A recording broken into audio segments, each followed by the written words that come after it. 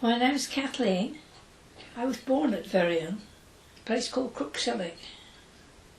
I went to school at Verrion, the only school I ever went to. I left school at 14. I stayed at home helping mother until I was about 17, and then I came down to Cornwall to work as a housemaid. I came to live at St.Just when I was 17. I met my husband because he lived in the village. He was called Norman. We courted for 5 years before we married. Walked out, as they used to say.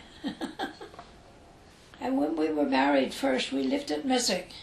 It's a farm about 2 miles from here on the King Harry Ferry Road. We came back into the village when Jim was 11 months old. We came down here, and I've been here ever since, in this house. That's over 70 years. These were the only council houses that were here then, these 4. And all the other council houses have been put up since the war. I know when we came here to live, we had to pay 4 shillings a week rent. The family of Austins lived next door. They were quite a big family. And the Groses lived the other side of us. They used to work on the threshing machine. Oh, Tom Grose did. We only had a pump out in the garden, you see. There was no water laid on here then. All the village people used to come with the pump out in my garden. The pump is still there. And the vans used to come around, and there was a horse and wagon used to come with vegetables. It used to come from Port Scatho, Harry Morse he was called. And old Mr. Vincent used to come here part of the time with a horse and trap, selling vegetables. When Harry Morton used to come, he used to bring the bananas, and we used to call him the banana man. The children used to wait for him to come to get a banana. And we used to get our milk delivered. They used to come round with a can of milk and a pint measure. We'd take our jug out and get a pint of milk put in it. Used to come every day with milk. And I'd buy butter from most of the farm, any farm around, or a few eggs, whatever you wanted. And a lot of the people used to keep with their own pig. Oh, that's my mother and father. They were wonderful parents. They worked very hard. This was taken up at St. Austell Market. That's a nice, very natural picture, that is. That's as I remember them. I knew grandmothers from both sides. They all lived at Verrion. Well, my family name was Frost, and my mother's name was Harris. And there's lots of them around, lots of Harrises. That's my family, just before we left Crooksillock. That's a little farm near Verrion. That's all my family, except one, and she was taking the photograph. This was before my brother was born. One of us was born every 2 years, she started on. And we were all girls until we were 9 girls. And then the farmer died, and my father moved houses then. He left the farm and he came to Philly to live. And then they produced a boy. I'm the 4th. In the middle you were. People used to have much bigger families than they have nowadays. That's my family when we was going to school. Taken over at Verrion. I'm the one there with the little one. She wasn't very well. She was never a well child. She died when she was 11. And it was a big thing in her life, that was. They were all great cooks, especially with pasties. My mother was a wonderful cook. She makes yeast buns and saffron buns and heavy cake and pasties and all sorts of things. When we were small, she had us all over around her. She would give us a little bit of pastry and a few currants to put it to make our own pasty. Oh, that's my husband's family there. That's his grandfather and his uncle and his 2 aunties and a cousin. That's Luke's tenement, as it was called then. It's Luke's cottages now. Just half a mile along on the right. This was about 1938, I think this picture was taken. It was a very old cottage. It's older now than it was then. It's been done up a lot since then. Yes. This one, that's my grandmother, my mother's mother, and my father's brother there in that one. They worked at Pandour. Pandour, it was a boarding house, and she was a cook and he was a gardener there. This was taken then there, and that was a waiter that they had during the summer. And they used to keep cows and things down there, and that's what my uncle Albert used to look after. Do the milking. And we used to go down there sometimes and they used to scald the milk and take the cream off, and then they'd have the scalded milk and didn't know what to do with it. And we used to go down there from where we lived. We could walk through the fields and down the valley.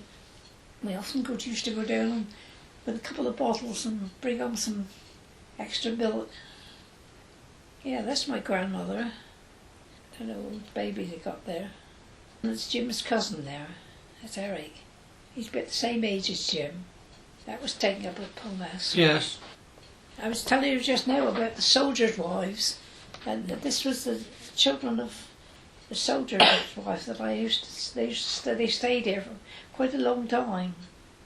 Their father was a soldier on the searchlight site, and but they all slept in a double bed, mother and the two children, because that was all we had. So people didn't think anything of sharing a bed in those days. Because when we had the workmen there, had two workmen there at a time, they would share a double bed. Oh, that's Norman building one of his boats down bar. Down at the boatyard. He never worked anywhere else, except during the war he had to work at the docks. Otherwise he put all his life in the boatyard.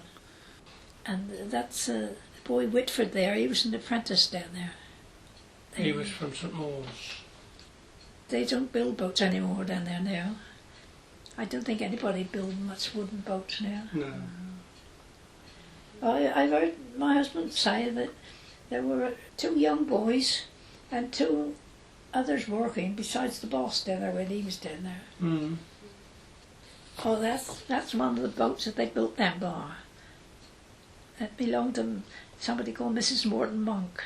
It was built for the people in the house next door to the Institute, actually. And she gave me this when she went away from here. She took it out of the frame and gave it to me because she thought I might like to keep it. And that's my husband there, and one of the boys that used to work down there. And an old friend, Mr. Shelley, he's there. He's done quite a good job building those boats. And in the winter, I used to get a lot of oyster dredging from here. And there was one old chap who used to walk from Berrien down here every day and go oyster dredging. He'd have a small boat, and then it was all done by hand. Oh, Mr. Fred Pascoe, he was the one that my husband worked for down the bar when he went down there to learn his trade with him. He was the master man at building wooden boats. He also used to have a lot of the barges in there. Big stone barges. They used to carry stone from Porthouse up to Trorlow and all. They used to repair them down here. It was very hard and dirty work, that was. But he lived quite an elderly man. So 80 he was when he died. yeah, well, that was quite a good age in those days. His father lived here before him. I think his father had the boatyard before. Yes, yeah. Yes, he lived in the village here. He lived, there were two houses back to back, and his sister lived in one with a shop, and he lived in the other one, just going up the hill towards St.Mawes. That's Norman and me and Jim when he was a baby. Long time ago. Down at where my mother and father lived, at Philly. Farm called Pulmesk. So that's quite old. And we used to walk up there on a Sunday afternoon. We were living in the Messick then, when Jim was that age.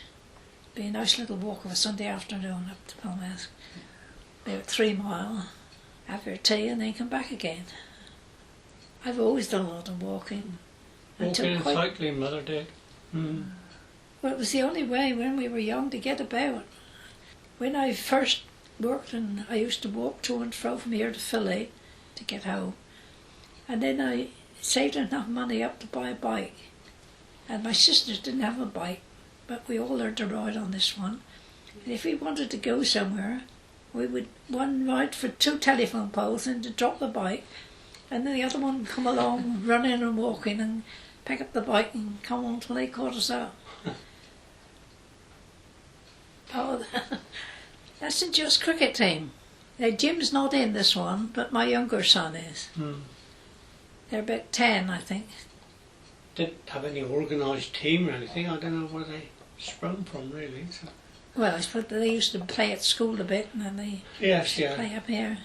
Where the bowling green is now, that was the bowling green, but it was just a field then, and they used to go in there and play cricket. They had a cricket team, a cricket field there, and a tennis court there at one time.